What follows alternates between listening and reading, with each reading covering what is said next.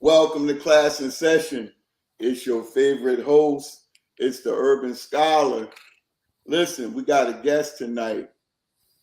Young man, Robert Davis, right? He's going to be on the show. He's going to tell us a little about himself, what he do, and his whole entire background. And we're going to let him come in, and you can introduce yourself and tell us a little bit about yourself. Hi, everybody.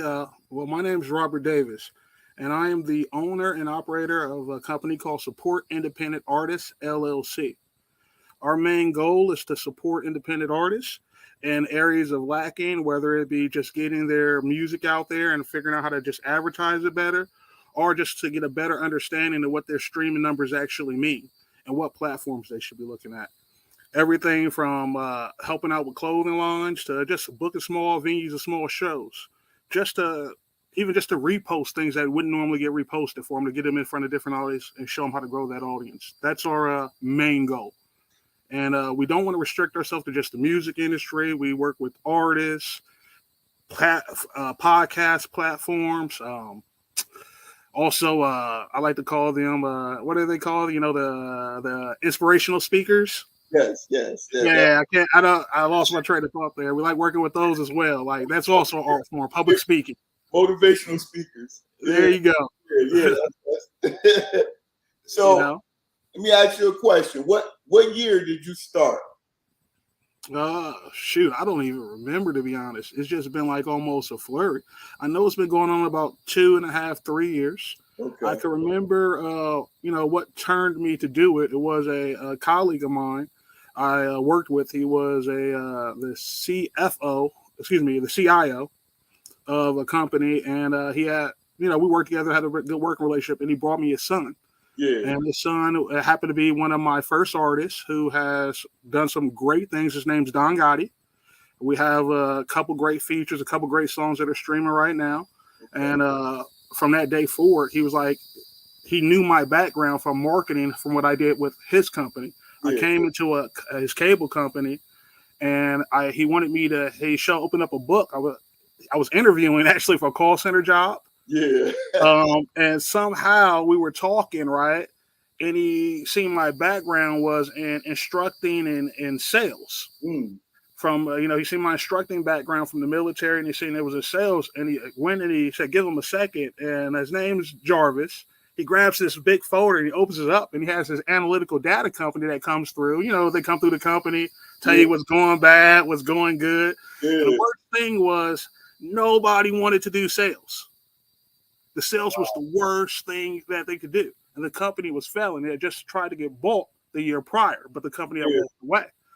So he asked me about it. I pitched him on it. And then they created a position for me. He came back with the CEO. CEO stepped in front of me. We talked about sales. I impressed them. They set up a camera, had me teach 3 of their classes. And then they came back and offered me a contract. Wow. We broke every sales record that first year. We were the second year was only second for my first year. And then we got bought by the 5th largest cable company. Wow. That's amazing. So he knew my strategic mind, and I knew how to work with people and to get them on the right mindset. And he knew that was going to be a thing with his son. And he brought me his son, and it was like a joy to me, because it meant that it was more than just the work getting done. It was the bonding and the relationship of trust of who I am as a person. You're going to give me your son.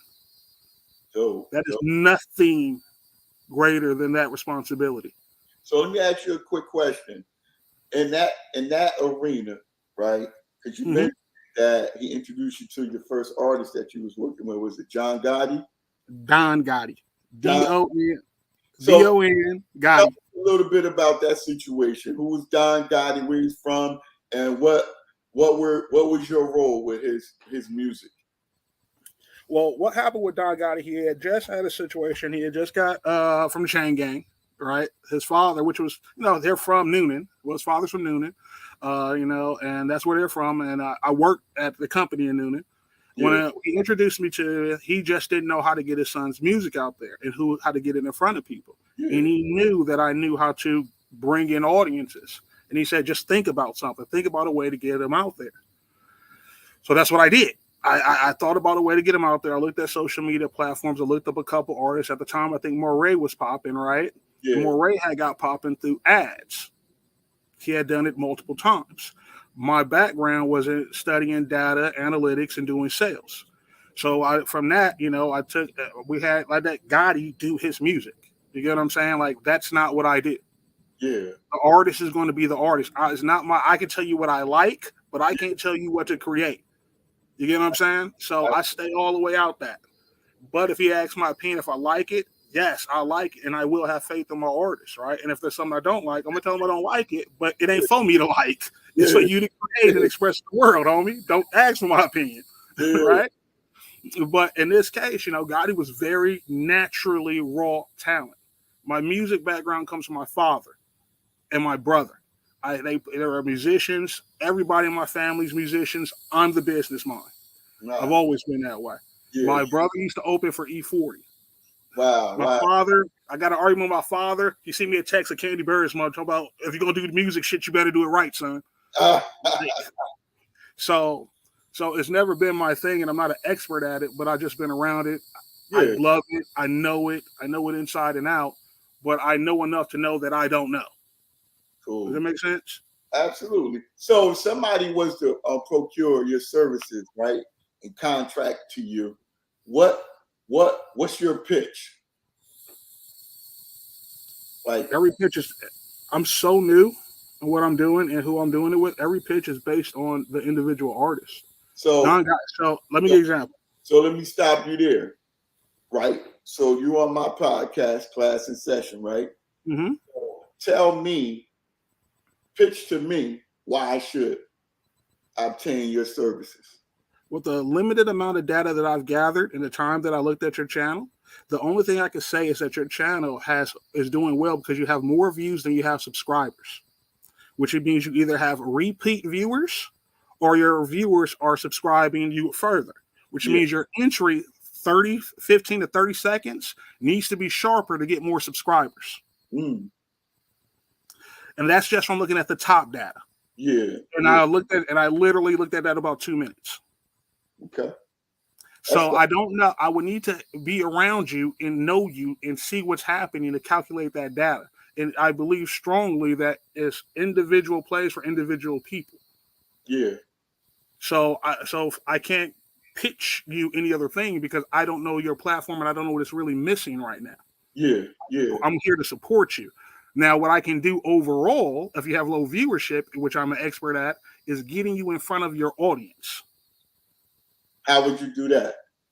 On your platform, since you have a YouTube platform, to be very simple, I would do YouTube ads, and I would make sure it's categorized specifically for podcasting, but I would have to get a little bit more direct into what you're talking about and who you and your guests are.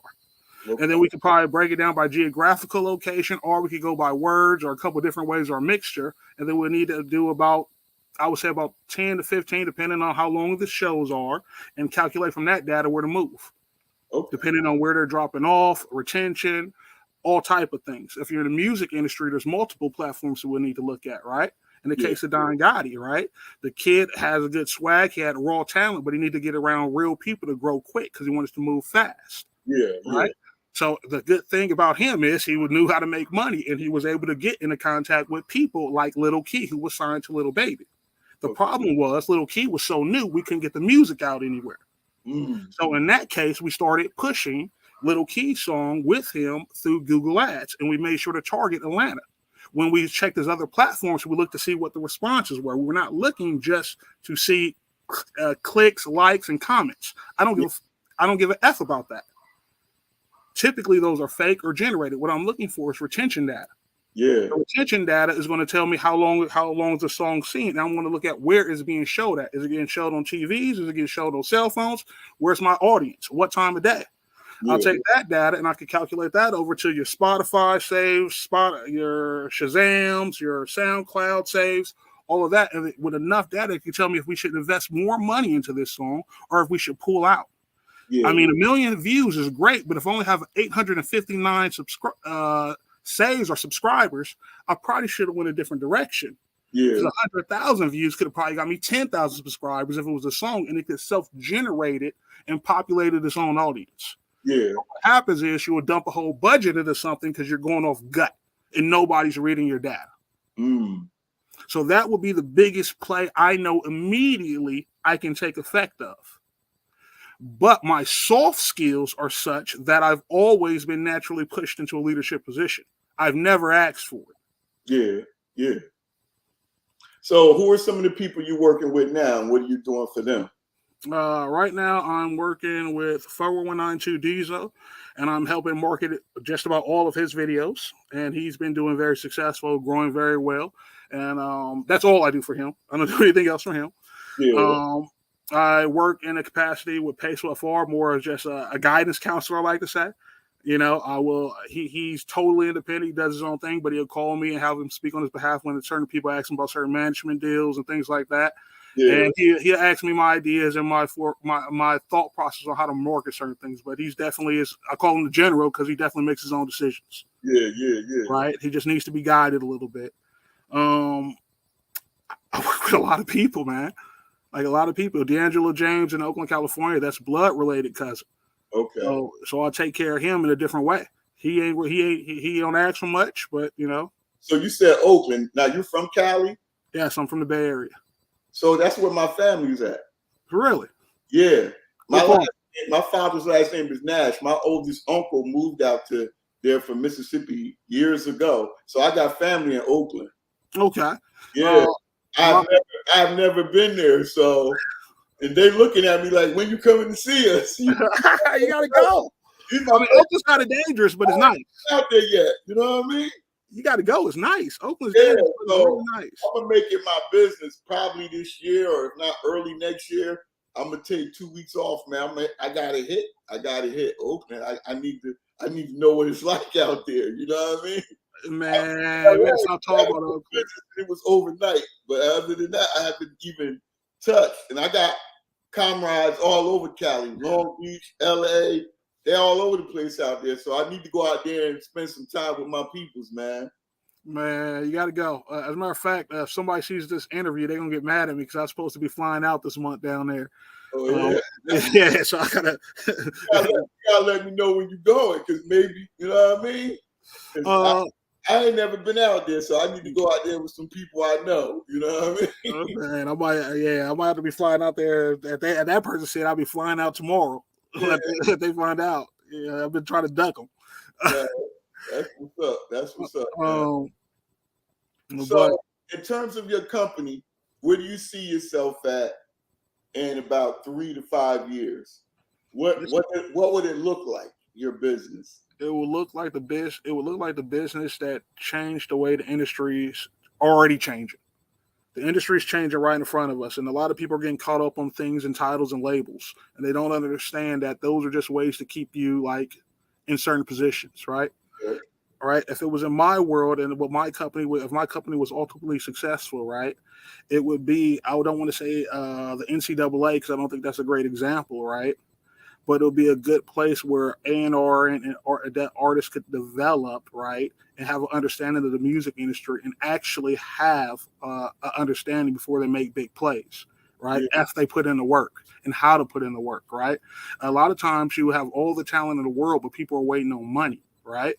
Yeah. And then their talents fail, right? But what they don't understand is if you have a superior talent, people are going to pay you money, right? So invest in your talent. People are getting confused because the songs that they hear say get money, get money, get money, but they never tell you how. Yeah, of course not. Right? And the secret to getting the money is developing a skill set. You can get farther with a skill set than you can ever get with cash because you can only trust the person that you pay the cash to. Absolutely. So what I want my company to be at is to be at the level where artists understands that they are the generator. They just need to know where to actually hook up the parts to make the money.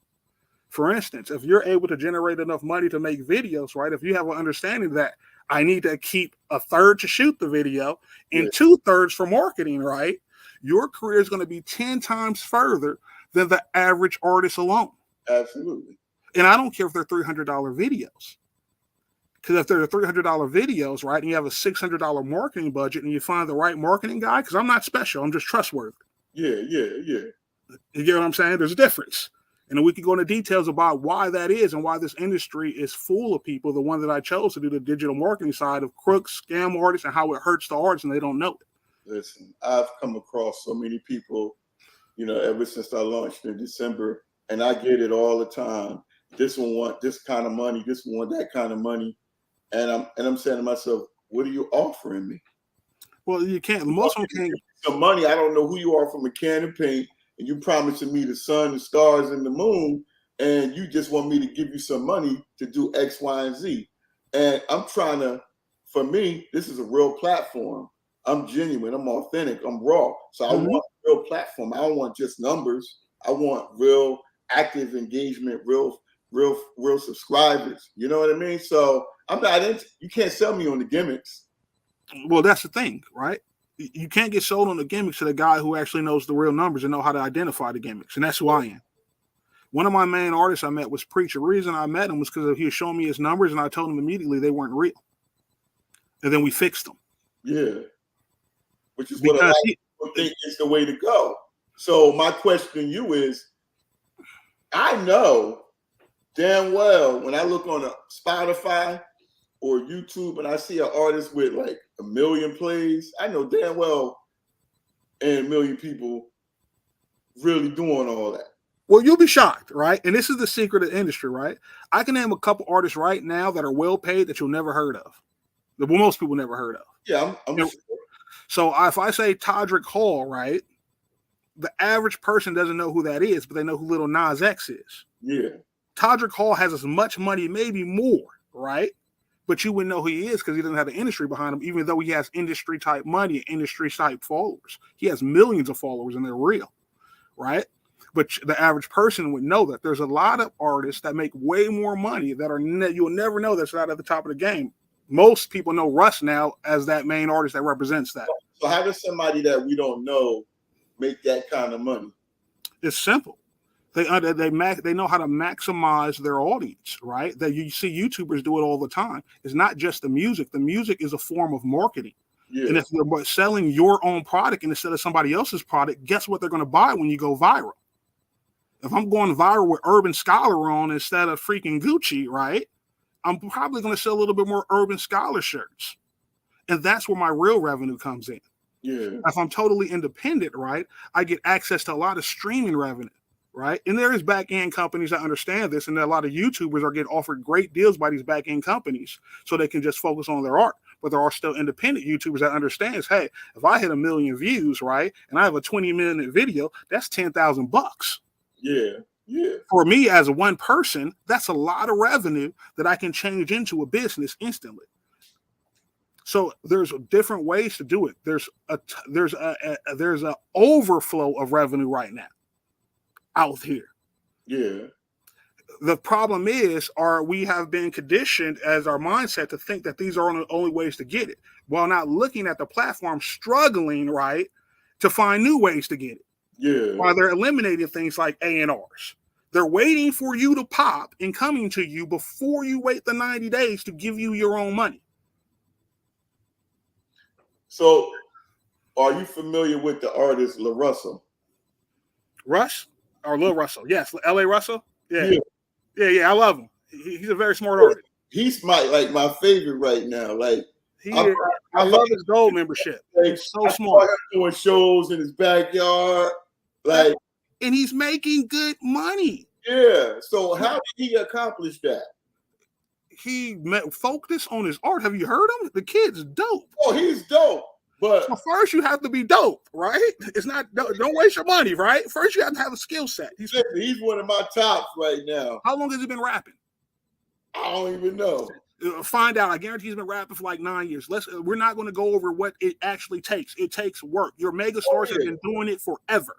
You can't name me one that hasn't been doing it since they were freaking 8 at the top of the game. Whether they came through the Mickey Mouse factory or they were coached by Beyonce's dad. They've been singing forever or they've been rapping forever. Yeah. So there is a skill set. There are people outside of that are great business people, right? That have the funding to overflow their engine, right? But it costs a lot of money to do that. But don't ever think that you're going to be able to beat somebody who really passionately takes their art form seriously. Yeah. It's not going to happen. Yeah. We are watching a video right now go viral of a lady that grabbed Busta Rhymes and started singing from the soul and made him cry. 7 million views right now. Wow. The focus is wrong. The focus is always the art form, never the money. It's about producing. Period. So that's what I teach my artists. Produce. Don't waste your money on any gimmick. Produce. So, and that's always been my position, because I've been at points where, you know, I get people from all over the world, Bangladesh, Pakistan, all these scammers. Oh, I can do SEO. I don't even know what this stuff is. Everybody's selling SEO. Now we're moving towards some other stuff. Now they got this AI stuff going on, and now people are like, oh, AI is going crazy. I'm like, it's scary. It's scary, right? Because there's so many gimmicks out there that's coming up, and because we're in the digital space now, it's dangerous, man. Like, how does an artist, no matter what their platform is, whether they do music, whether they do dance, act, podcast, like, how does an artist really know what direction to go, man? Because all of it's enticing. I'd say, I don't know. This is where you come to individual things, right? Like, that's a great question, right? But that's a question I ask all my artists. That's a question I ask my kids. Yeah. Like, I have a meeting, like, literally, I got a meeting with my other family, right? Got a meeting with, and we're gonna sit down and we're gonna talk to my daughter, right? She's going through a phase. She's supposed to go to college, right? But she's a drawer. She's a real artist, right? Yeah. And, you know, the dynamic between me and our mom is, our mom's like, go work at Party City. I'm like, okay, go work at Party City, but are you working on your skill set? Yeah. Right. So now we're at the point where she's not working at Party City, and now it's like we're gonna have a sit down. Like, okay, there's a form of currency, right? You have education, right? You have actual money, right? And you have time. Yeah. Right. It's time to figure this out. If you're going to be an artist, it's going to take time, because there's not many jobs that's going to pay you to be an artist. So you need to work on your skill set.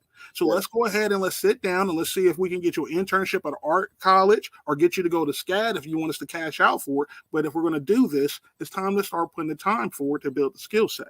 You said SCAD. I prefer. I'm from San Francisco. SCAD. He was doing that the marketing program, and he was playing soccer too. He walked on.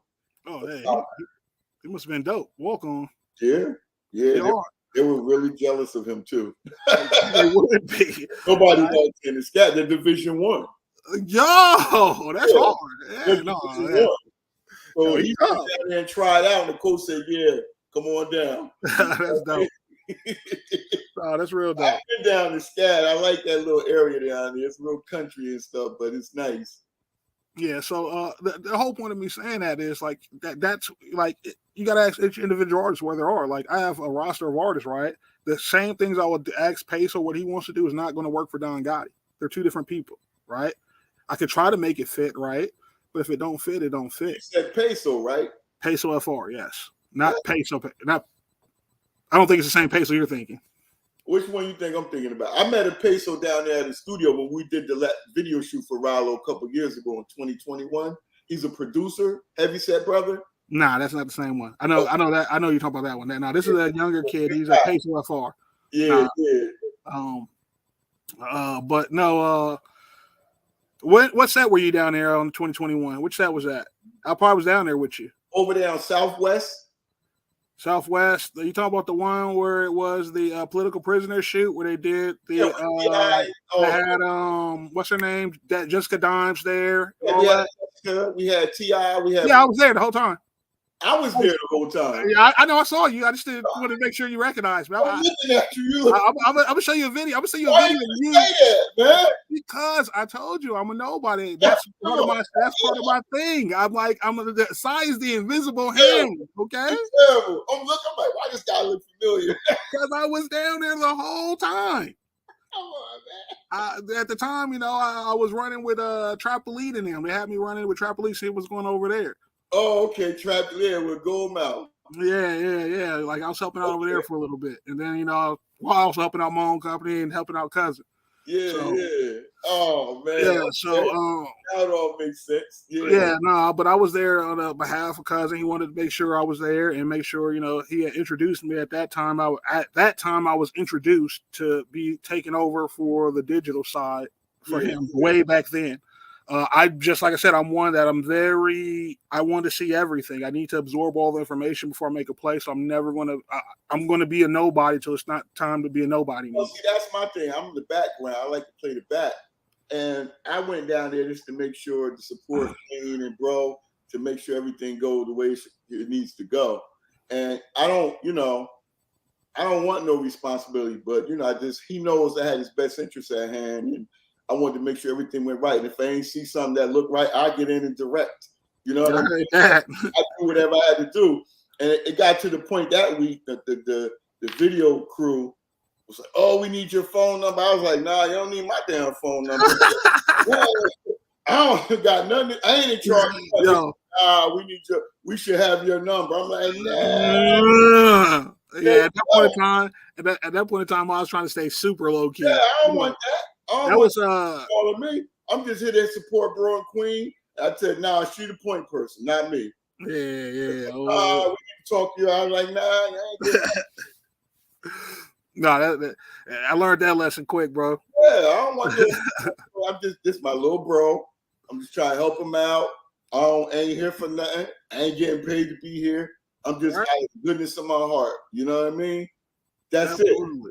That's it. And it's like a little vacation for me. You know what I mean? But my son is down there. I get to see my son, my grandkids, all that good stuff, and just hang out with the ops, man.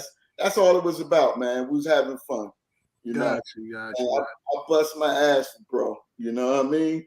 It was on the that week was a crazy week. Yeah, there was a whole lot going on that week, man. Dude. It was like nonstop shooting, right? It was, and then the party and everything. He was calling me all the time. I'm like, dude, stop calling my phone. Call Queen. Don't call me no more. Don't call me no more. So it was a lot going on, but it got done. It got done. Yeah. So we had a good time, and that's what it's about. So that's how I am. I like to get in where I fit in because I know a lot. My background, TV production, you name it, I've done it. Yeah, I got you. You know what I'm saying? My partners had a show on UPN. I was the program director. I was in charge of the set, everything, right? So, and I had never done TV before. Gotcha. So that was my introduction to TV. And I said, I just want to be a production assistant. She said, okay. Then the next meeting we came in, she said, everybody want to introduce the new production manager, Yusuf. I'm like, who? That was like second, third weekend. And her crew was not happy about that. Oh, man. And I had just met her. So it wasn't like we was fly. Yeah, I got you. You need to tell people what to do. That's who you are. That's a tough challenge to take on, right? She was a mentor for me in that business. Her name's Jules J. Shout out to Jules J. Love you. You know what I mean? And she taught me so much about the TV side. So, and these are the things that I tried to expose little bro to, that I know all this stuff, but,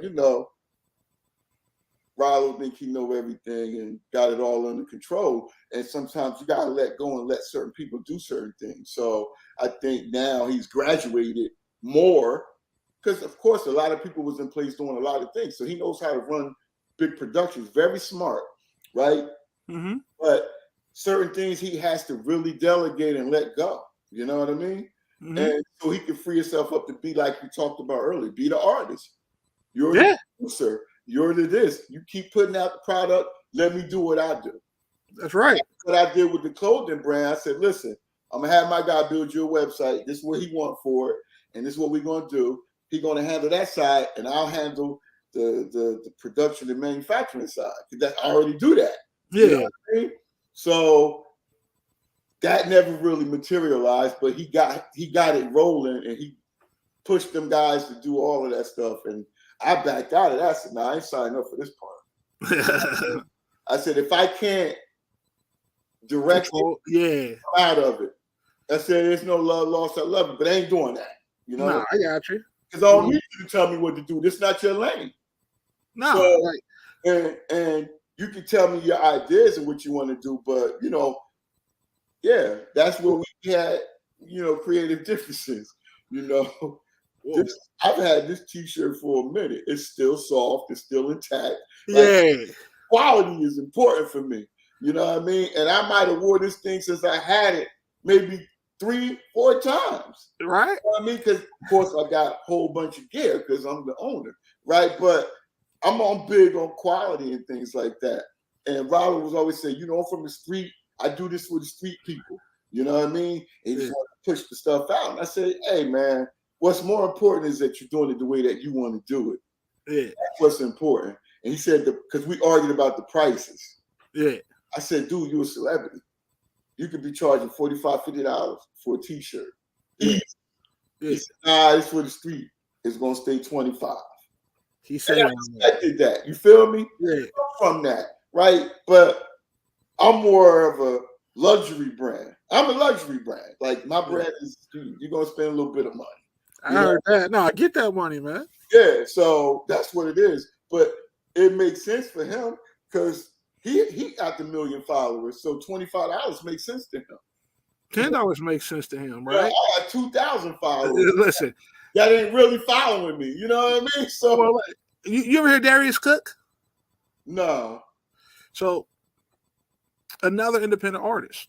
I love these things, right? Because they're inspirational, right? Darius Cook was a guy, he was an accountant. And a quick story, I'm trying to make it real quick and short, right?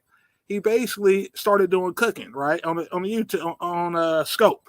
Got a couple followers. It was never major. It's never made. He's never had a major following, right? A couple thousand, right? But he took those 1,000 and they followed him. He was so interactive with them, right? He started doing home cook-ins for them, charging them $100 for 3-course meals. Now he has a whole potting line. Food Network comes and try to get him all the time, but he will never sign their contracts because he makes too much money doing his own YouTube, doing in-home cooking shows. I'll give you an example. The last show I seen him do, it was in a house that was sitting 100 people at $100 a plate. He said 2 different dinners there, and he only pays his 2 chefs, his friends, $1,000 a day. Of course, that makes sense. So to do the money, he's never had millions and millions of followers. Yeah. But he makes millions and millions of dollars because he understands the value of each individual fan and client and customer. Absolutely. So I say that because it isn't the size of the following. It's the faithfulness and the connection to that following that's going to make the money. Yeah. Cousin has a very strong connection in his following. His numbers shows that. When he actually is doing his social media, his numbers go through the roof. I'm looking at him, I'm like, holy shit.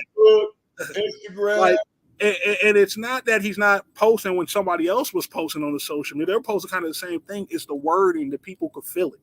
Mm-hmm. You go from seeing a story post that when somebody else was controlling it, averaging in 20 to 30,000 or something. And then as soon as he does something or he says, I want it done this way, right, it goes to 60.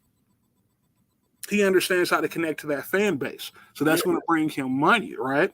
So especially when he comes home, right, him knowing that the $25 is the right number to attach to his fan base to get that money out of them is what most artists don't get because they're chasing the money. Chasing the money.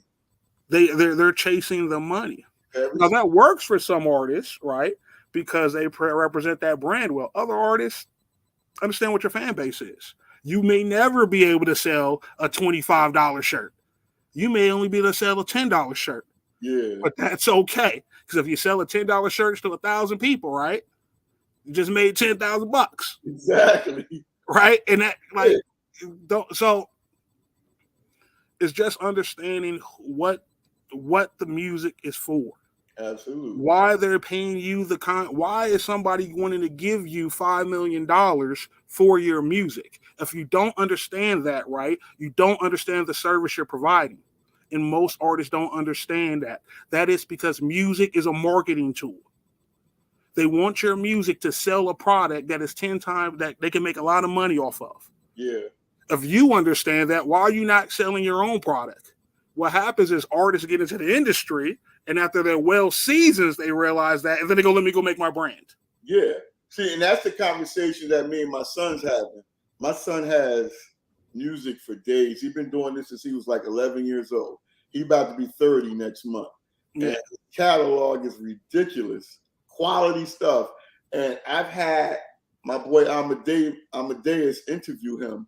We did an interview with him on Zoom. I don't know if you know Amadeus. That's Trey Songz's music director. Yeah. And he interviewed us. And he said, yo, I love your son's music. I don't understand. His stuff should be on the radio. His stuff is beyond ready. He said his stuff is better than some people that's out there with major deals. Yeah. Right? But of course, we don't have the money, the backing, or the network, right? And I pushed him for years not to try to look for signing because you're going to lose, right? Depends. So now I feel like we're at a point because he has such a major, like a large catalog. How do we sell this stuff? Like, because it's worth something. You know what I mean? So I don't know. Trying to figure out what to do with that catalog.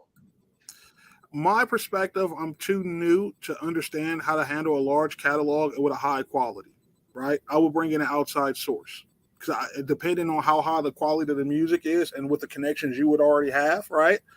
I wouldn't feel like I was in a position to advise that play, right? Yeah. Like you just said, you were talking to Amadeus. The person who would answer that question would be Amadeus, right? Yeah. I'm just gonna keep it a buck. You talking to Trey Songz, dude. You got to pay Amadeus, and that's how I get it, but I'm gonna sneak in the question anyway. My job is to support the artist. I'm gonna ask them. I meant to say, stop doing stuff for free. You devalue yourself. People should be paying you. And I've had actors, famous actors, dude, people that ran with De Niro, Travolta, begged me to be their coach. We're talking years ago. All there was a price, and I said, nah, I do it for free. You know, I introduced you to Travolta and everybody. And I could have been out of this platform years ago. My dumb ass didn't figure it out. Because I didn't recognize my own value, right? No, that happens. Now, like my son, his thing is tax season. I don't do nothing for free. That's not right. For him, not for nobody. Yeah, no. And I've been on that, and it's like, because my background, I got a serious background. I used to manage psychiatrists, dude. Like I ain't no slouch. So that's even the low ball when I have people come on the podcast for, because I do this as fun. You know what I mean? But in my coaching, you pay more money. If you want me to come out and speak for an hour, it's more than that. Right? Absolutely. Somebody just interviewed me last month on their podcast. I was their first ever interview. She paid me by the hour. So because the value's there. And she said, I stalk you on Instagram. She said, yo, your platform is amazing. You know what I mean? But I need 1 million people to see that. You feel me? No, you do. It got to be the right 1 million people, right? Yeah. So advertising, right? Advertising and that, like I said, that part's pretty easy for me, right? That part's super easy, right? You probably don't need 1 million. You probably need 100,000, right? Like with a platform like this, it's so long, right? It's a 20-minute, 30-minute platform, right? If you can get to 100,000 and understand what keywords are the topics, man, that is nothing. Yeah. I say it takes about, on average, if you're following a lot of your Google keywords and knowing the hot topics from what the artists I followed, being across from other platforms, video game platforms, journalists, I'm heavy in that. There's too much money in it. He's a gamer. He's really trying to take it. Two of my nephews, my other nephew is in California. He's with the biggest gaming company in the world. It is the largest industry. It has overtook the movie industry.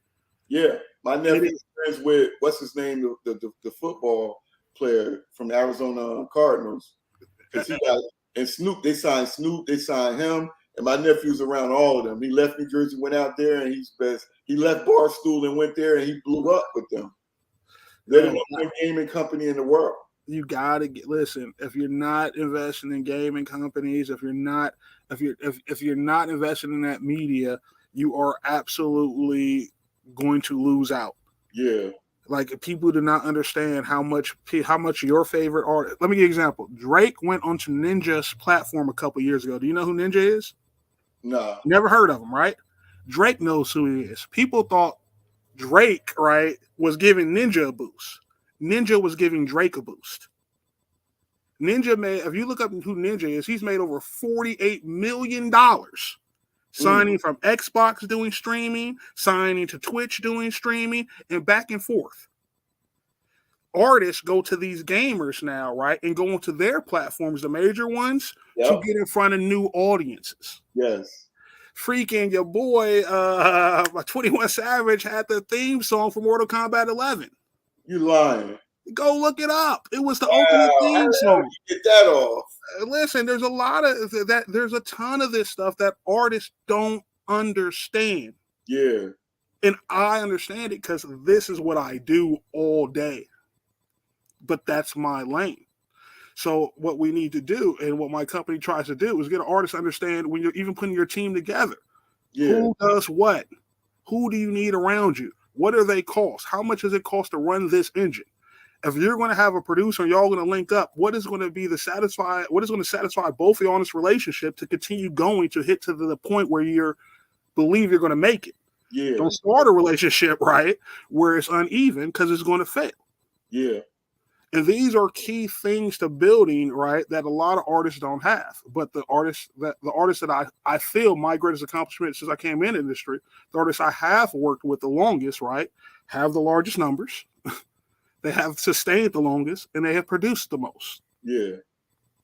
So I've seen that direct impact by them just having a little bit of understanding how to keep their money coming back in, and a little bit of understanding of what it is to not have to see a song go viral, right? But understand what a steady growth is.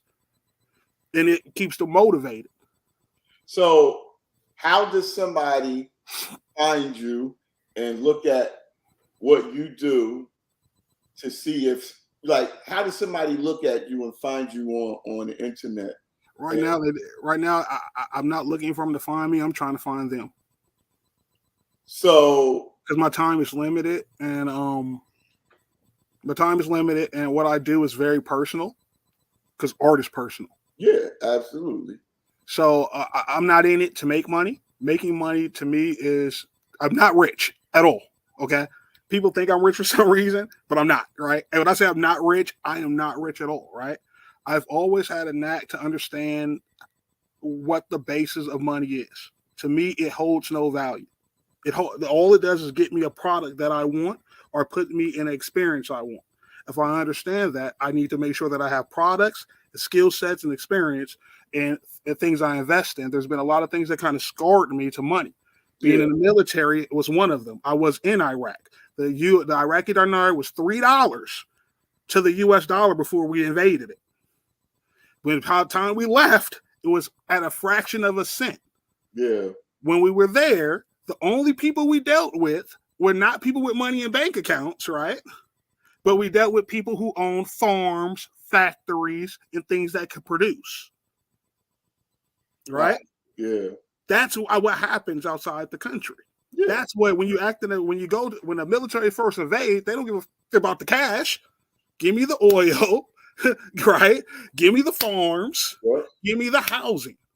So the confusion is that it's the money. If you can build a house, right, you can make more money than what you can make in 10 years. Exactly. Learn how to build a house. So once I understood that and I learned that, making money was always easy. Whoever controls the production wins. Whoever controls a product wins. What's your product? I know what my product is.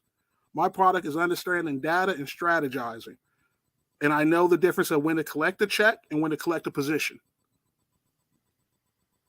And that's the secret. What's your educational background? My educational background is global business management. I have a degree in global business management, and before that, it was telecommunications, and I am a fiber optic specialist. So I'm well versed, and I've been instructing, doing instructing since I was 18.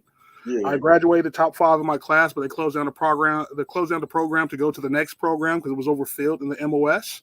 So when I got into the fleet, because I was a Marine. I immediately started learning about the switchboard system of communications and had a quick understanding of it. And they started having me instruct the instructors. Yeah. And so like from that's kind of been my career. Everywhere I go, like, you know, I come in and I'm willing to work from the bottom. When I worked at the engineering company, I came in as a temp contractor and was the operations manager in 6 months. And it's because I have a huge ego, enough to know that it's so damaging to me that when I'm on the battlefield or when I'm on the for real, like when I'm on the battlefield or I'm in front of people, I kill it. Like when I say I kill it, it's below the ground. Yeah. But in my head, oh my God, I'm King Dingaling in my head. But I understand that's not reality. When is your birthday?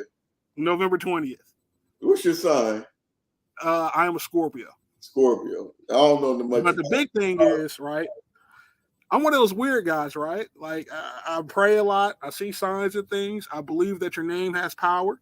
You know, I believe they show studies your name has power, and I believe it until you really understand who you are, you got to do kind of research on these type of things, right? So I looked at my birth card, right? King of Hearts. I adopted it as part of my brand, right? So people see me put up the King of Hearts all the time, not understanding it's just part of the branding of the CEO of the company. Yeah. Because that's my birth card, November 20th. They think it's something else. I'm like, no, it's literally a birth card. My son's a 2 of diamonds. Like, what the fuck are you guys talking about? It's so weird to me. He's my friend.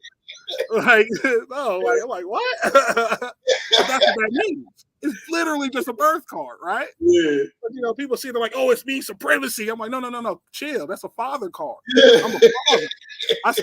I spend 90% of my time at home taking care of my kids because to get where I'm at, I spend 90% of my time overseas and away from my family. Yeah. I left California at 17. Didn't come back. Never went back. That's what's up. Right? My family came here. Because, I believe God blessed me to be strong enough to be the main branch of my family when my mom gives up that main branch position. You know? Yeah. That's what it's about. So, anyway, long story short. So tell us what's the name of your company? Support Independent Artists LLC, or SIA Psi. Okay. And hopefully, we'll still hopefully we're never bigger than an artist, so we're never really mentioned. No, for real. That's the goal. That's the goal. The goal is to get your name out there just enough for the people that need to know you to know who you are, so the artist can shine. No, but you're on point with that because that's a perspective a lot of people, because we're in the social media age, everybody want to be famous, everybody want to be viral, and I've always played the back. So when I was doing the TV production, right, and my partner, we was interviewing Brian McKnight, we was hanging out with the guys from The Wire, we was at every event, meeting all these celebrities, right? We in people's apartments and condos in New York. And I would never show up when it was a talent that was a famous person. I wouldn't show up. Yeah. I'd call everybody, like, make sure you there. And she'd be like, where you at? Oh, I ain't going to make it. Because I didn't want to be around talent like that, right? Because to me, they had egos and everybody wasn't like that. But I was just never that person that wanted to, like, even like with Rollo, I was never like, yo, connect me to these people. It was like, yo. Is that a new experience or what? Right? Being around famous people? The whole thing was, you my little bro, I like what you're doing. We Muslim. Let's build. Let's make sure the foundation of Islam is set. Whatever you're doing, I'll support you as an extension of that. I'm not necessarily in the music biz, but I understand the game, right? Yeah. So I can contribute if that's what you want me to do, right? But even if you don't, I'm cool. You know what I mean? I get on stage with them niggas, like, I do that every now and then because it's part of the game, right? But I never wanted to be like out there. You know what I mean? And I'm still like, that's why it took me so long to even start this platform, like, and get it like this, because I just want to drop what I'm dropping and keep going. You know what I mean? But now this is my thing. Like, I built my clothing brand. It's been 6 years. Now I'm working on the podcast, and the record label's always been there. You know, my son, I had a company called High Definition Entertainment, and me and my son were owners of that because I signed him to a publishing deal when he was like 15, right? Yeah. He was living in Philadelphia, and I hired an attorney. We did all that. So I wanted to teach him the game and protect him. But when he turned 18, he moved back to Atlanta, to Georgia, and that's where he's been ever since. He about to be 30, and he's still writing and doing his own thing. He do everything in-house. Yeah. Well, that's great. Mix and masters. He do everything himself. So, only thing he doesn't do is make beats. That's a big part. But, the fact that he does everything else himself. He doesn't need to make beats. He can just find a beat and do what he do. But he does everything himself. He'll come to you and help you record the song and go master it. Yeah, no. So he definitely where you want to be, because that's the kind of artist that's going to be able to take. And he teaches all his. He's on every platform. He's put himself there. Yeah, that's dope. BMI, all that stuff. He's registered. He's done all of that. Oh, so he's ready to go, huh? So right, but I pushed him to that place. What do you think he need now? What do you think the biggest thing is? Well, he understands the importance of maintaining his independence, right? Because the game is tricky, right? Mm-hmm. So now he wants to figure out how to take his music and actually make a lot of money instead of the little bit of money because he doesn't have the money to run his numbers up and go viral, and he's not known. Well, what do you think viral is, and what do you think is getting known? Like, I hear that a lot, and I ask that question because. So the point is, we live in a digital world, so that's how they make money now, music. Yeah, right? no streams, right? So he needs to figure out how to capitalize off that. That's what he needs to figure out how to do, right? So that's the piece that's missing. So L.A. Russ, right, or La Russell, right? I call him L.A. Russ because I've seen him on social media, right? I don't know if that. A while ago, I said, "Yo, you need to look at what he's doing." This is what I'm saying, right? Like the viral. If we're playing baseball, right, the viral is hitting a grand slam in the ninth inning, right, with the bases loaded, freaking 3 out. It's and that wouldn't even begin to be the. You get what I'm saying? Yeah. Right, and people go viral all the time, right? But like, you can go viral, right? And if you don't have anything behind it, right? Yeah, you're not gonna make any money. No. Good thing about having a catalog, right, is if something go viral, you're gonna make some residual money because people are gonna end up getting into your cycle into your catalog, right? That's the bottom line. That's the bottom line. Yeah. So what I would say is, if in building a legitimate, stable artist, right, in this day and age, there has to be a release of content. Unless you know somebody, unless you have a large sum of money. The industry has changed that way. It is literally, all the record labels have merged into one damn big amalgamation, basically, right? And then they went and bought the streaming services. Because they was losing. Because they were losing, because there is no more. What product are you selling? What is the exchange of service? Yeah. Right? So if you can't print something off that makes it tangible to hand to somebody to exchange some money from, you're holding onto a catalog that is only useful to spread your name. Yeah. Right? So unless you have a stated release of music, right, you're defeating yourself because the industry does not care to stack catalogs. Look up Russ. Not LA Russ, look up Russ. He made a lot of his money, and he's one of the richest artists out there. He's always in Forbes. Most people don't even know his name.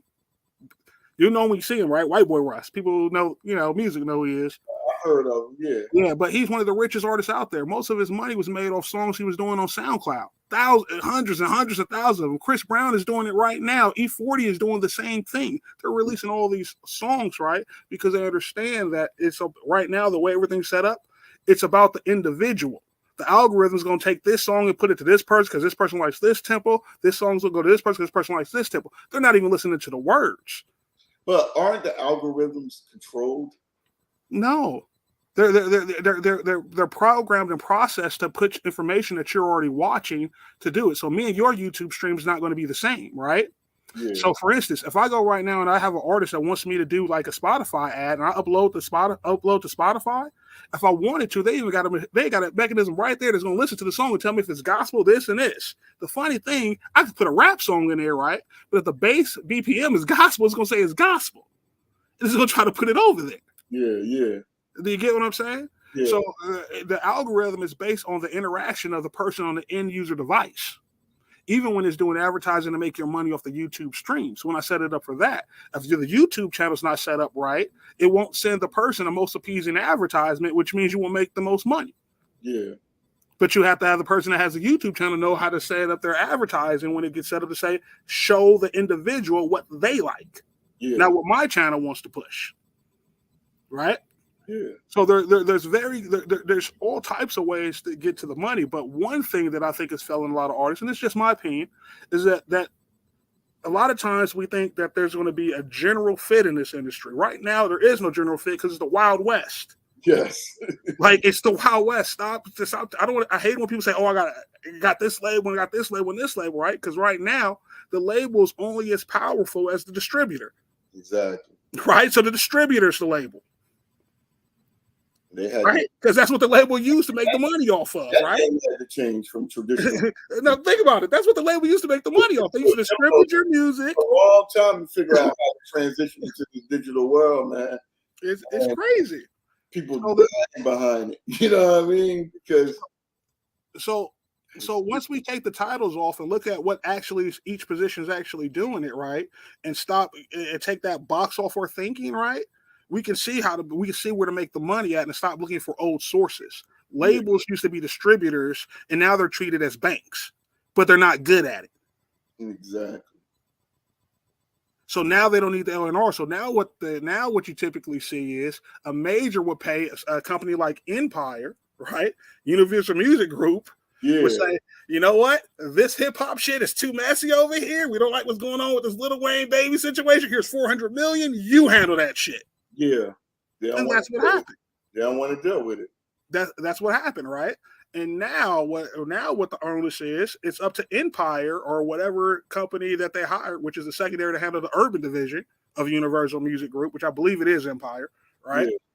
Yeah. It's their job now to figure out how to get the money and invest in the A&Rs. This is what it's called. They just got put into what basically is a gig economy type deal. Yeah. You work for me, but all the responsibility is on you. Here's your money, make it happen. Exactly. So now I got to go pay A&Rs and things to try to figure out this money, right? But meanwhile, having kids go viral on their own. As a business investment, why would I do that? You just did $64 million. Let me do the math. If YouTube pays $4,000 to $6,000, that is $350,000 you just made. You got to wait 90 days though. Your music probably is not distributed right. Let me walk up over there on you, right, and give you a check for $500,000 because I know your other platforms you haven't even begun to calculate because you can't calculate your YouTube platform. So let me ask you a question, and this is probably going to be the last subject. United Artists. Yes. What's your take on them? I don't know enough about them to have a take. I know when I looked into their platform, they're selling that you own all your stuff over here. I think they're just acting as a distributor. That would be the case. Anyway, that's the point of being just a distributor. That's not special. That's what distro does. That's what every distributor does. Empire does that. You own it. You're paying us to, you know what I'm saying? Yeah. Like that's not technically special. Like, but if you're signed into a label, right, and somebody's like, you own all your music, yeah, that'd be special as hell, right? Yeah, that's the, you know what I'm saying? Like, no, we're not paying anything anyway. Yeah. Like you're paying me to distribute your music. Yeah, you own it. Go for it. Okay. Now, if they're but United Masters do sign as people as a label too, which would be something different. So in terms of distribution, so take Empire because they seem to be like a big player, right? They've grown to be a big player, and they're branding themselves for quote unquote independent artists, right? So how are they winning? How are they distributing music? I don't know. That's proprietary. I can't say the word right now. Proprietary information. The way they distribute their music is a big part of their sales thing that got them in Universal Music Group. Right? It's crazy. Right. So that they keep that behind closed doors, right? How they distribute it, but other companies distribute. I think Empire's big thing is they got a lot of high-end clients really quickly, and was able to work that angle from the outside looking in. But you would literally have to to answer that question. know their workings of their operating system, which I wouldn't know. All right. Yeah. Hey man, I enjoy having you, man. We could probably talk for hours, you know. Absolutely, man. I know a whole lot of nothing. I hope this is what you expected it to be. I hope this helps, you know, help you to get to where you need to be the next step and to grow and to attract who you're looking for. But you know, I enjoyed having you on the podcast, man, and you've educated me a lot and opened my eyes and ears up to the world, the digital world, and like what we're doing here. Because I'm clueless about it, but I'm on these platforms, you know what I mean? And I have to build a team and surround myself with people who understand this game of building a platform of subscribers and tapping into my audience, whoever that may be, or a audience. So, well, the good thing about a lot of these platforms, you know, is that you have all the tools there for free, right? Like, and it's not as hard. It can look overwhelming, but like something that's understanding the value of your retention, right? And I'm gonna give you, and I kind of throw in one more subject that we never touched on that I really like to touch on. go ahead. What I would really like to touch on is the industry of fake numbers and bots versus proper advertising. Yes, yes. Like this is what I believe is killing artists and stealing a lot of money, and it's setting up false expectations for artists, right? So there's a couple things that people need to understand, right? There's a difference between bots and phone farms. And there's a difference between actual advertising, targeted advertising, and just world advertising, right? And when you decide to go out there and hire advertising service or a view service, you need to understand what you're getting yourself into. And I just want to take a quick minute to go through the differences, right? This is important. Go ahead. Cell phone farms, right? They're typically just nothing but a whole lot of old cell phones hooked up to be online to replay songs over and over to generate fake revenue, right? That's a lot of artists do this. Yeah. This is killing you. You're never going to be able to make it because anytime somebody that at a major opens up your files, it sticks out like a sore thumb. It makes us don't even want to talk to you. Yeah. Because you don't value getting yourself out there. Because you have to know that's going to a cell phone. You're cutting corners. You're not even cutting a corner. You're going to a brick wall. It's going nowhere. Yeah. Does that make sense?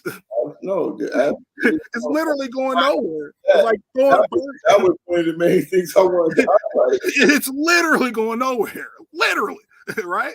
So you got this hot ass song, right? And you're running up these numbers, right, to a phone and nobody's listening. 2, you have the international thing, right?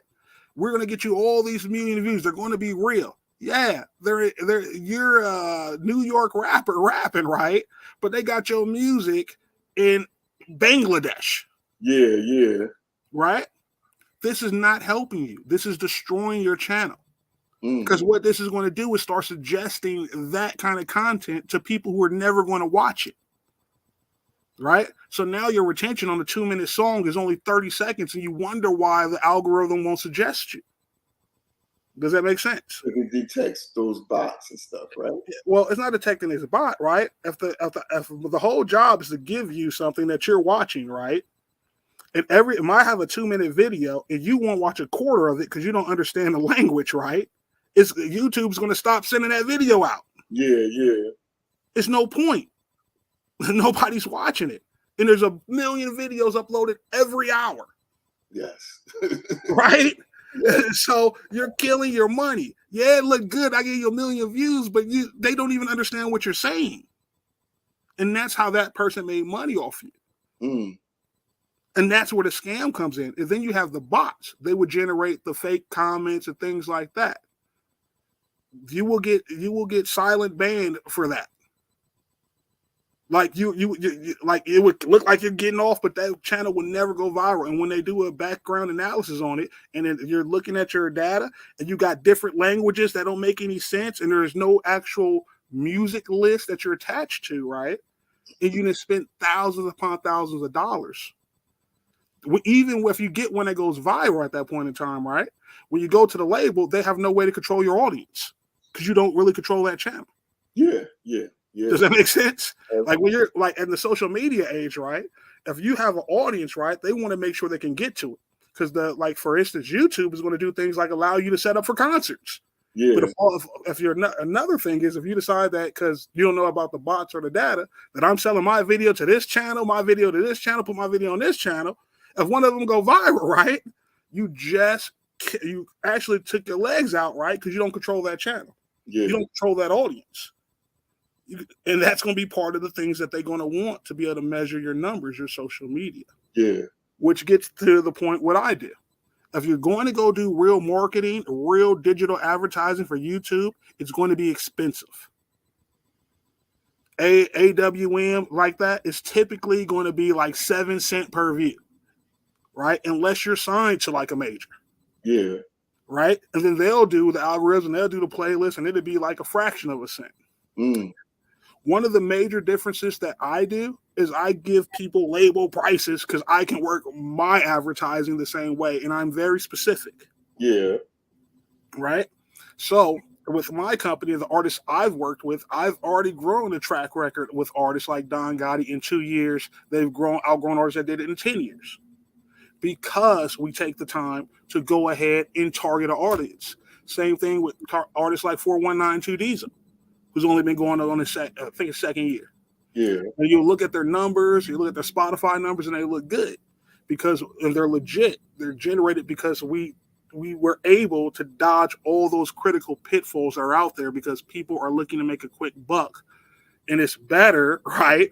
It costs cheaper, right, to advertise like in Dubai or Bangladesh, right? Yeah. Than it does to advertise in the United States.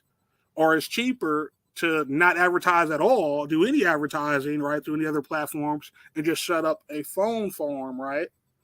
And this is where a lot of artists fall into pitfalls. And I just want to end on that note, just like understanding that there are things that you can look for that would tell you if your advertising is legit or not. One of the main things would be that retention. Another thing would be if all your plays on Spotify are in the same city. Yeah. Do you know what I'm saying? Anyway. That makes a lot of sense, man. That was very informative and very helpful because that's been something I've been wanting to discuss for a while. Like I said on every day I'm bombarded with people who want to do that, run these numbers up, and they promise this and they promise that. And I'm like saying to myself, what's the point? How do I know what you're doing is legit, is real, it's authentic? I have no way of knowing that. So the thing with if they're a legit company, right?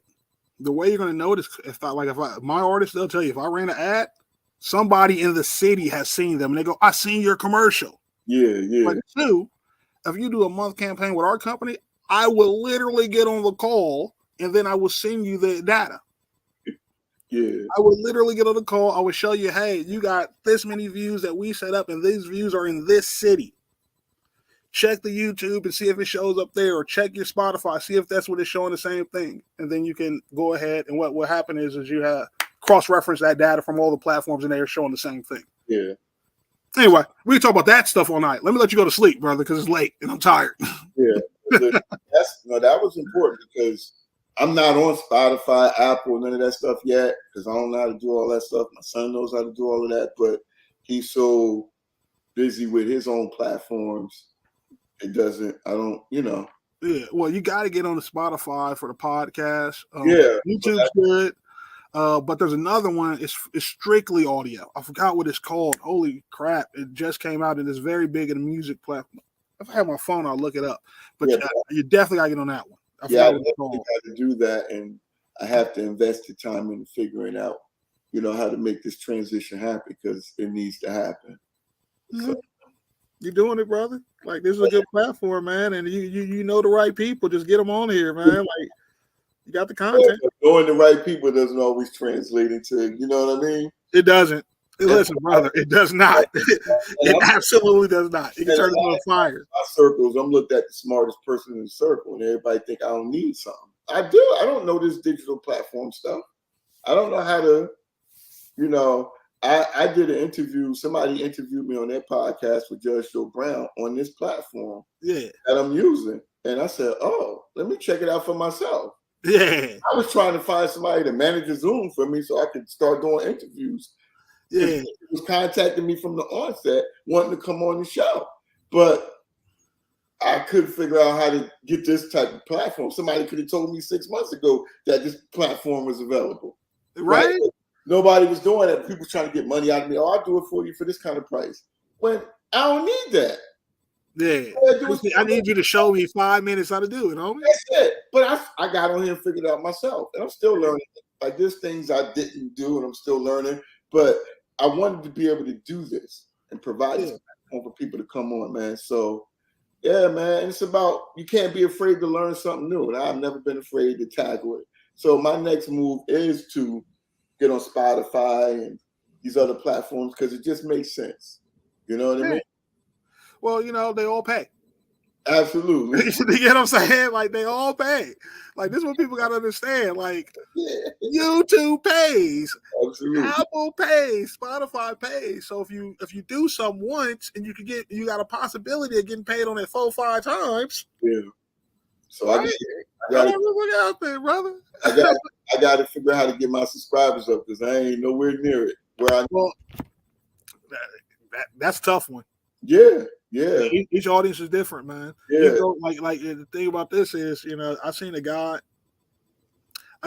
right? I seen him do a podcast, well, not even a podcast, just do a show on a video game, right? For like a year. Yeah. Build up his audience to like 180,000. It just came on one day and was just like, you know what? I wasn't that high at the time because I think it's on like 300,000. That was like 80,000, right?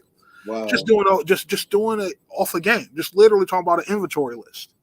Every time the game would change the inventory list, he'd put up a video about it and talk about it, right? And one day he just came on, right? And this is what I mean about, like, people got to understand this world is massive. YouTube alone has 800 million freaking people. Yes. Right? You do not have to go viral to be wealthy. No, absolutely. As a matter of fact. And I definitely understand that. Like, I speak in these kids' language, and I talk about going viral. It's a little more deeper for me. Yeah, I got you. I had videos on Instagram go viral. It meant nothing. Yeah. I don't have the followers to support them monetizing it. Right. So, yeah. So I get all that. Going viral doesn't translate into money. There's a certain platform that is a criteria that needs to be in place. Yeah, like for instance, YouTube, you have to have, I think it's 1,000 subscribers and 4,000 subscribers, 4,000 hours, and those hours are rotating hours. Yeah. So they fall off. That's in 12 months, homie. So if you don't get some pictures of watching my stuff 4,000 hours. Well, the funny thing is, right? It'll happen. It happens quicker than what you believe it to happen, right? Because especially if you got like a 20-minute, 25-minute platform, right? You got to understand that 100 people times 25 minutes, right? Each individual, you already what is that? So I mix it up. 2,000 hours in there? Yeah, right? I have shorts and I do, the interviews, and then I do like 20, 30-second podcasts with just me talking about different subjects. So I mix it up to kind of see what's going on. I don't have no real, I only got like 260 subscribers, maybe. You know what I mean? So I have to really continue to put in the work and put in the time and get on other platforms to draw people to my platform. You know what I mean? So don't be afraid to touch big topics too. Like I said, the big thing I would say, like what most people dodge, is the keywords, right? Like if you go to like Google, look up the most commonly themed words and topics, and do that on your podcast, you're gonna have people jump up just them look at a different topic and just hear your point of view of it. Yeah. I try to mix it up. That's the thing with me. I stay current with the events, but I'm not always as quick to pull the trigger on and do it because I'm a 9-to-5er. I'm always on the move. I work 7 days a week, and I do this for fun. But I like during the NBA playoffs. I went live one time, And and that's something that I have to do continuously. You know what I mean? Because that's how I'll be able to tap in these different events. And because I'm not a gossiper, like with the whole Ja Morant thing, people was big to talk about that. And one night I got up here, I created the platform, and I didn't even start recording. I got off. You gotta talk about Ja Morant though, Well, man. I have to now because he just got suspended for 25 games. So, well, that ain't nothing. He shouldn't be suspended at all, as far as I'm concerned. Listen, I might drop something tonight. You know what I mean? Ja Morant is a celebrity, and we talk about an event and giving your opinion. And that's part of this podcast. Hold on, man. That man got a lot of money. He okay? That's what I said to myself, dude. You're a podcast. You got to just start talking about everything. Well, how do you feel about that though with Ja Morant? Because I don't be wanting to be in the drama, but you got to really talk about things. You know what I mean? That's what's going on. Well, there's a drama to have a like. I'm gonna tell you this about Ja Morant. I've been wanting to say this. I don't care. Like, I just want people to know. Like, he showed a gun in America. Get over it. Everybody has a gun. I can't walk down the street not only with see a third person with a gun. If you knew where I was, I'm not in the hood. Like, I'm in a very nice area, right? Every day they shooting guns to the left and to the right of me. He hasn't done anything. He didn't do anything wrong with them. Broken any laws. He hasn't done anything wrong. So but I'm gonna say this, and I'm gonna backtrack. What he did wrong was not understand his contract with the NBA. Fair enough. And this is what me and you argued about before we got on here. Fair enough. But he's an employee of the NBA. But he's under contract. He does have he has an employee contract. There's a difference. In the sports world, I used to own a league. I used to be in the industry, right? So I know a lot about the sports world. Yeah, he's under contract. You're absolutely right. And if you look at one of my earlier podcasts, I talk about the sports venture I own. If you scroll through my videos, I'm gonna look it up, brother. You'll get a little more insight about me. I was an owner of a league, a rugby league. You like rugby? Authority owner back in 2012. Damn. I had a net worth of $100 million. Damn. It's a lot. You gotta go through my videos, bro. Like, that's why I'll tell you when I was talking, I understand. Yeah, I feel you. Contract in sports and entertainment, you were employed because those contracts say you can't do this. No, absolutely. Got the wrong people around him. He had but you can't do that. But back in the day, a white NBA player did the same thing and nothing happened. Oh yeah. Well, this one I'm gonna say, right? What he did didn't harm anybody, right? What they're talking about now in this infraction that he's getting is saying something like detrimental to the league, right? And his sponsors. And his sponsor, Nike, his sponsor didn't leave him. They stayed with him. Nike stayed with him. No, it just came. I just looked at it. They're not letting him go. Oh yeah. I said they just stayed with him. They just lost. Who was it that lost Kyrie? Was it Adidas or Nike? Well, no, it was Nike, I believe. They're like, no, we stayed. So, and the NBA did the same thing. He did the same thing twice. Only got 25 games, homie. Like so. Hold on, we're not gonna let them pretend like the NBA cares, right? They're doing this because of the media outrage. The media is outraged. He ain't tripping. You know what I mean? He did it the first time. And man was like, okay, yeah, go back to your team, right? So this is what I mean. Like, I don't care because the only response the NBA is giving is based upon what a certain section of the public feels because of what they see and who's doing it. Because there's no way, if I go back further, we all seen, what was that town that I can't pronounce? A white guy shoot people and the cops run right past them. And you know what I'm saying? Like, and I know it's not a celebrity. It's just I'd like to call a spade a spade. Come on, man. It's because Ja Morant, he think he that dude, and we finna show you ain't that dude. We know what it's about. Yeah, you know what I'm saying? But like in 25 days, I feel like the NBA took it light on them, and I think they backed them because they could have been worse. But I think I thought that was pretty soft. That's what I'm saying. That was like, yo, man, come on, bro. Put out for the whole season. Yeah, I thought, when they came with 25 games, I was like, oh. The first time you disobeyed me, you know what I mean?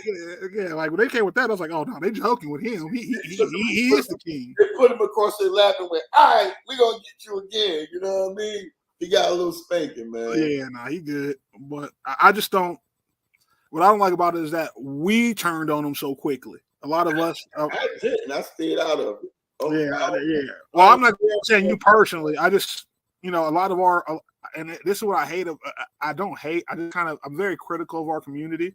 We would jump on ourselves, right? Quick, so quick, and devour ourselves, and we think it's normal, right? And I look around, I say, look at the example of any other community. They would never throw themselves to the wolves like this. Like that. Huh? They don't get people the way we do. Oh, my God. So, behind closed doors, they get at them. Yeah, but like they've been protected. So, yo, we love to see somebody fall down, man. That's why I don't always jump on certain topics, because it's a fine line for me. Am I knocking him? Right. But the reality is I'm a personality and people want to know what I think. Yeah. That's what it's come down to. So they're going to get that. They're going to get this work. Yeah. And sometimes you don't have to choose a side. Sometimes it's just educating and asking the question. And that's my position. It's not about this or that. It's about, this is my perspective. You know what I mean? Definitely, brother. This was a good talk, man. We just talked for an hour and 20 minutes, man. Who'd have thought that? Listen, I told you, man, this is home. We sit here, we rock out, we be ourselves, man. That's what Class in Session is all about, because I want to learn, man. I want to grow. And the same here, bro. I love connecting with people. I don't care who you are, but that's why I said, hey, I want to, I got to know who I'm talking to.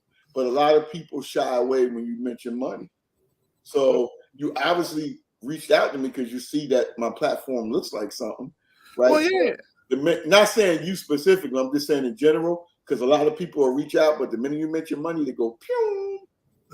So you don't value my platform, but you value it enough to just DM me to say, hey, can I come on the show? Like, make it make sense, man. And it's us. It ain't nobody else. It's us. It's always us, right? You feel me? No, it is. Like, I use us loosely, right? Because I don't want to identify with that. Yeah, no, and I agree with that. But I think it's just I think we got to. I'm a very positive person.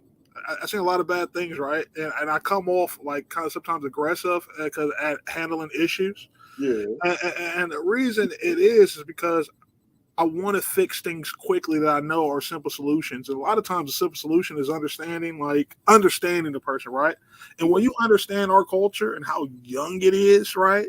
And the things that were conditioned out of us, right? I would be in California, right? And you always see the Spanish families kind of always group up in the same houses, and they'll be there till they're like 28, 29, 30, right? But then I look at the black family, right, and the kid turns 17. You gotta go. You gotta go. And and I was kind of a product of that. At 16, 17, I was already signed up for the Marine Corps. Wow. I was in early depths program. My parents was the opposite. Like, my parents didn't want us to leave. Different reality, right? I was California, right? So and that was normal. Right, that was kind of the normal thing. And don't get me wrong, we had a lot of homebodies and stuff, right? But it's just the dynamic of the whole thought process is that you need to leave your family to build. Meanwhile, every other culture comes here and they build within the family. We're doing the opposite of that, and we do the opposite of that. Out the door. No one's not ready. So the question is, right? Where did that come from, and who was that to satisfy? Well, that's from this country. That absolutely came from this country. Now, in this country, because this country is comprised of people from all over the world. So when the Arabs come here, they bring their culture. When the Asians come here, Indian or Japanese or Chinese, they didn't build the system, though. Grandmothers that's been here 60 years don't speak no English, right? So they're maintaining their culture wherever they go. That's right. We don't, and it's so good, right? we don't have a culture because we don't know our culture. Well, our culture is the one that was designed for us. So, and that's the problem. That's the problem, right? And so if all your structure tells you to do this way, right? And we follow that, but what we need to do is look at the people that came here and brought what's coming from their culture and what they're doing. And when we look back to our home culture and what they do there and what you see, and even in this culture, right? Don't let it fool you. It's set up, right? But there's two sets of rules. The higher I go to S&C Johnson, a family company. Yeah. Pfizer, a family company. Yes. You go high. Listen, these are the biggest. Amazon, Walmart, it ain't even generational. These are new companies. Walmart, a family company. Well, right? They're new companies, but the owners are not new. Oh yeah. Well, it's generational. It's beyond generational. Well, now, this company is so big. Out of nowhere and said, "Hey, I want to start this." No, these are the big people. They hide behind these names. That's what they do. They create companies and hide behind them. Yeah, well, that's why I mentioned Walmart. Like Walmart was created by a dude. I think it was 1964. He hired the women to do it during the wartime in Vietnam and shit. And then that's why he got his pop off. He gave them very low things, and when it grew, he kept it in the family. That's why the Waltons still hold it, right? Well, and what I'm saying is that we've been convinced when we go to this, nepotism is bad. But the higher you go in any organization in this company, it's the cousin, the brother, the nephew who are holding these major positions. Still there. And they're still there. Maintaining it. Maintain, absolutely. Like, and you see these, like the JP Morgans, the absolutely Bushes, which is really they under a different name, but they changed it, Bush at some point to kind of throw people off, right? So we know what's going on, but so we just need to make sure that we're not afraid. That's the challenge for us. Yeah, that's the challenge, and that's what we need to recognize, that we're not afraid to be able to trust into use our blessings of proximity with our family and invest in them and show them how to, hey, yes, this is your skill set. We can build this within. And that's why I say, when I work with like cousin, right, it's family first. I was already on my mission. I didn't meet him. I was already running. We already released albums, you get what I'm saying, with Don Gotti and artists, and was promotion. Yeah. And then he, when we connected, he was like, oh, you do this? Damn, cousin, I know you do this, blah, blah, blah. And then it just, and because it's family in that situation, right? And even with Don Gotti, because it was a very close relationship, it was almost like my little brother, right? Yeah. Like, it's a different type of investment. I want to see you win. Like, and there's a saying that nobody wants to see a man win more than his father does. That's the only man that's going to want to see you be better than you are, right? Yes. That's the only man, right? But doesn't mean I don't want to help you succeed. And the thing is that we're built in such a way to always compete. We don't understand competing is not building. To compete is to waste resources in a game. I don't play games. I'm about building. I have to remove myself from people all the time that I love and I'm cool with because I see that they're competing instead of trying to build. And they don't understand the difference. They think competing is building. And I'm like, no. When you compete, you're burning resources to win a prize. That's not for anybody, but for ego. We're building. Over it. And that's why I spend a lot of time to myself, man, because generally people don't help. And I don't know all the answers as to why. I don't know. Maybe it looks like I don't need help, but yeah, everybody needs help. Everybody needs help. All interdependent. And if you have resources and I pour myself and my resources into you and you don't return that, that says a lot about you as a person. That's exactly what it says. Your inside is not right and I got to get away from it. That's it. It may not be your inside not right, but that's typically it. But sometimes the intent's not there, right? I came in here. That's your mindset. That's your brain. That's your heart. It's coming from inside of you. It ain't coming from that. Fair enough. You're right. I can't take that away from 100%. That's what I do. You know what I mean? No, you're right. There ain't nothing to say about that. You 100%. Bro, I'm good. No, you're right on that one. I just like to think that sometimes people just don't have the same intent that they think they have, right? And intent, and that's the biggest thing. Like, what is the intent of what we're doing? Like, if we have the same intent, right? If our intent is for Like, and that's where the relationship comes in. If you're the producer of your own show, right, and let's say I am the executive producer, or I'm the management team, or the marketing team, right, or whatever, right, that we have to understand those relationships, right, and those boundaries, and stay in each other's lanes, and stay out each other's lanes, right, and let each other develop and grow. But the problem is, right, when the competing happens, right, and for some reason you're doing well in your lane, right, I want to come over and try to compete because I'm like, oh, you ain't doing this job that I'm good at. My job that I'm good at, that really has nothing to do with your job, is more valuable than you. And I'm like, hold on, they're two different things. We're comparing apples and oranges. This shouldn't even be a competition. But it is. But it is. It's bad, bro. We gotta do better. And so, like, we team together, everybody achieves more. That's who I am, right? And if we all on the same floor, playing ground, let's just come together and pool our resources and build something. Absolutely. And that's what it's all about. Each other through the mud, you know. But yeah, man, you know, people don't respect free. Like, I've poured into so many people over the years, bro. Is I'm drained. Nothing came back from it. Oh, nothing. You know what I found out? Zero. Pouring into people, I can't expect anything to come back from them. I got to expect to come from God. That's how I. So my intention is always for God, not for them. Because I still pour into people, obviously, because that's what I do for a living. Like, it's never been about the money. So don't get me wrong, it's tough though.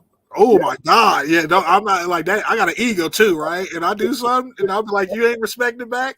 Listen, talk about a road less traveled, okay? There's a whole lot of prayer going on. Don't think I'm not trying to say I'm a saint. Don't get me wrong. Like, Lord help me. Help me. Why? Anyway, brother, we're gonna be out here another 30 minutes if we don't get off, brother. I promise you. I'm gonna end it with this, right? When I was honored, right, to be invited on the sister show, Dana, the real Dana. Yeah. He has a show with Judge Joe Brown, right? Man, I want to meet him. He's so cool. TV, right? Yeah. And he's running for mayor in Memphis. So she said, I want you to come on his show. It's called Man Up Mondays. I think you'd be a perfect fit. Blah, blah, blah, blah. We rocked out. Me and the judge connected. We cool. We hit each other all the time. Now we that's my man, right? That's the big homie, right? Yeah. And I posted a picture of it, man, on my social media. Not one person said a word, bro. Are you serious? No friends. Nobody called me and congratulated me and nothing. Not one person. Damn, Joe. And I put it on my Facebook where all the activity happens at. Where everybody, let me put something stupid up, right? Yeah, like, I don't react to that. It on myself. It'll be 1,000 comments in 20 minutes. I put that picture up. I could probably go look at it now. Probably like one person might have been my sister that liked the picture. Nobody called me and said, yo, big up. Nothing. And that taught me a lot about my circle, my family, and my friends, man. You know what I'm saying? Man. It's deep. It's deep. Because that's a major milestone accomplishment for me, bro. I just started doing this in December, and I'm already, and she saw one of my short videos and said, oh, I got to have you on the show. She found I didn't know her. Yeah. And threw me in the mix, man, with this brother. And, hey, man, the sky is not the limit. We don't know what's going to happen, but I support him. He running for mayor. Vote for Judge Joe Brown out there in Memphis. You know what I mean? I can't vote for the judge of Memphis, but I'm going to follow him. That's my guy.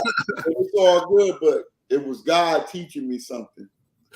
Real talk. I got to meet him, though, Judge Joe Brown. He has educated me and made me look up things in his civil records that I would never have looked up before. I ain't applied no pressure on him yet because he's running. He campaigning. Nah, he can't. I want him to win, man. Man, so he got to keep his energies right. But I got to get back in the mix on the show on Mondays because it's a live show. Like, we got the option here to go live or do pre-record, but her shows we do, they're live. So you can comment and they can even bring you in. Like, this platform is dope, man. I love it. And just, that's what it is, man. So I got to meet new people, man. I got to grow. And sometimes you got to let people go, man. Man. I'm too good at that. Unfortunately, I am too. You know what I mean? I good at that. See, I got to say it, and people hate me for it, but I be like, nobody lips move me but my wife and the family. You know what I'm saying? Like real talk. And I would invest with people because I'm an open person and everything. I'm honest, but like I'm so honest, I will honestly be like, "Yo, this ain't working, bro." That's it. Yo, like this ain't working, bro. See, I'm a little older than you, right? I'm 51. I ain't even having a conversation. I'm just gonna check out. But people tell me that all the time. Stop giving people that much respect to let them know you leave. You're doing too much. That's what they tell. No, they tell me that all the time. That's my bad problem. Old rap cat. I ain't gonna say nothing to you. I'm just going over here and mind my business. You know what I mean? Yeah, I gotta work on that. I really do. Yeah. Like, I'm real quick to be like, yo, man, nothing personal, man. We good. I'm just gonna be over here. No announcements, baby. Just go on about your business. I'm gonna do it, man. I'm taking advice. All right. I'm gonna take that advice. Next, I'm just gonna go about my business. Listen, man, it's been good having you. We gonna build. You got my math, you got my information, man. Let's build. I'm gonna see you on the gram. We gonna build, man. And I'm gonna see you when cousin come on, man. What you talking about? Yeah, man. Let's do some things, man. Let's do absolutely. Absolutely, bro. I ain't been to Atlanta since 2021. That was the last time I went. Was that? We're gonna have to get you back out here. You know, you're gonna do it big when you come out here. We're gonna have a whole show going. I'm too old to be out that late, but I'll show up in the daytime. They have me out past my bedtime, bro. I'm doing this. This is the last thing I'm gonna say. I remember one night they went to this club, right? And I think Wife and Lucci was performing. Yeah. There about 3 a.m. It was like, oh, you got to pay $40 and all this stuff, and it's about 40 of us, right? I said, okay, they know who I am. Like, I just go in, I don't pay. Yeah. So I let them all go in. They got in line. They all went in and stuff, right? As soon as everybody went, I went to my car and went back to my Airbnb. Oh, I would have been right there with you. Listen, my cousin, she lived down there. She calling me talking about, yo, I'm at the spot. Come down. It's like 4 a.m. I'm like, no. When I get there, it'd be 10 minutes left before they close. I'm not driving in 45 minutes to another spot. I said, what's wrong with y'all people? I'm going to bed, man. Yo, man. The night T.I. showed up, right? T.I. was supposed to show up that night, right? I think he was supposed to be there at 11:30. Man, it was 10:45, man. I was like, I really wanted to meet T.I. I was like, nah, I'm too old. I got kids. You didn't meet him? Man, I did meet him. I actually got pictures with him at the next event, at the one with Anthony Hamilton. We talked for a little bit, but no, I didn't see him the time when he did the video shoot. I left the lobby. I didn't even know he had came, and they said, "Yo, that was T.I." So I said, "Oh, okay." So I went back onto the set. He was walking around the set, and he looked up, saw me, came, dapped me up. Hey, what's up, partner? You know what I mean? And then I went on and sat back down because I was tired. We waited all day for him. I was there all day, the whole day. I got bad feet, bro. I went and sat down, right? So on the way out, he came out, he dapped me up the fist. I said, all right, partner, have a good one. And I packed it up and got out of there, man. But yeah, he good people, man. Shout out to T.I., man. Yeah, I met him real quickly. He dope. He was on set for his movie all day, and he still showed up. You know what I mean? So shout out to T.I. and Tiny, man. Yeah, man, good people, man. Hey, bro, we can keep this going. Man, it's gonna be going another 10 minutes. Lock my number in. Let's reach out. Let's build. Let's see what we can do. You know what I mean? And keep building, man. I'm a nation builder, bro. So whatever I can do to help, vice versa. You know what I mean? I'm there. And bro know who I am. I don't ask for nothing in return. But now it's like, hey, it's time for me to get to the next level. If the relationship not beneficial, I ain't getting it. I heard that. For real. I don't care who you are. For real. No. God got me on a mission, man. You're in mind. So you could be here.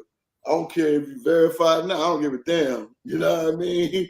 Ain't nobody more important than me. Don't nobody come before me, man. So shout out, man. Appreciate you, man. Thanks for coming out. And we'll build and maybe we have you back on in the future. We talk about a different subject because we clearly can talk about any and everything. Absolutely, man. Like I said, I'm full of a whole lot of nothing. And listen, and when I do some other interviews, maybe I'll bring you in as like a co-host. You know what I mean? We can do something like that, man. Absolutely. Have a good time. I keep you in the loop, man. I like your style. I like how you're moving. And I like your insight is different. right? So we always need different perspectives, you know. I appreciate that, man. That's support, man. So I definitely keep your mind in the future, man. Thanks for coming on Class in Session. Have a good night. All right, take care. Bye. Bye. Hey, man, that was interview with the brother Robert Davis. This was another session, Class in Session. This is your favorite host, the Urban Scholar. See y'all on the other side. And remember, the future is Urban Scholar.